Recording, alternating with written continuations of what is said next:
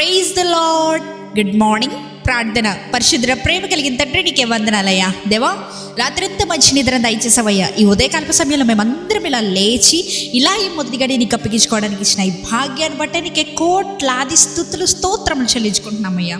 దేవా, ఇదిగో ప్రభువా, ఈ ఉదయకాలం ప్రార్థనలు ఎవరెవరైతే ఏకీవిస్తున్నారో నాకైతే తెలియదు, కానీ ప్రభువా, ఈ ప్రార్థన ఎవరైతే ఆలకించాలి, ఎవరైతే ఏకీభవించాలి నువ్వు కోరుకుంటున్నావు, ప్రతి ఒక్కొక్కరి దగ్గరికి ఈ ప్రార్థన చేరేలా సహాయం చేయమని అడుగుతున్నామయ్యా. దేవా, ఇదిగో ప్రభువా, ఈ రోజంతటిని మేము ప్రారంభిస్తుండగా ప్రభువా, ఈ మొదటి గడిని పరిశుద్ధపరిచినట్టు ఈ రోజంతటిని అభిషేకించమని, పరిశుద్ధపరచమని, నీ హస్తాన్ని మాకు దయచేయమని అడుగుతున్నామయ్యా.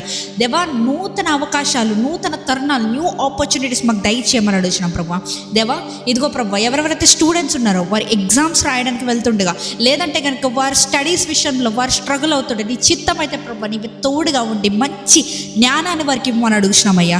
ఎవరెవరైతే ఆపర్చునిటీస్ కోసం ఎదురు చూస్తున్నారో, న్యూ జాబ్కి అప్లై చేస్తున్నారు, లేకపోతే ఇంటర్వ్యూస్కి వెళ్తున్నారు, లేకపోతే ఆల్రెడీ ఇంటర్వ్యూ అయిపోయి ఆఫర్ లెటర్ కోసం ఎదురు చూస్తున్నారు, ప్రతి ఒక్కరి గురించి ప్రార్థిస్తున్నామయ్యా.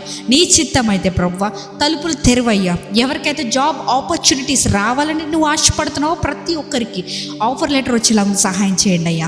ఇదిగో ప్రభు, ఈ సమయంలో తండ్రి దేవా, ఎవరెవరికైతే ఏ అవసరత ఉందో మాకు తెలియదు, కానీ ప్రభు అనారోగ్యంతో బాధపడుతున్న సహోదరులైన, గర్భఫలం లేదని ఆశపడుతున్న ప్రతి ఒక్కొక్కరి గురించి ప్రార్థిస్తున్నామయ్యా.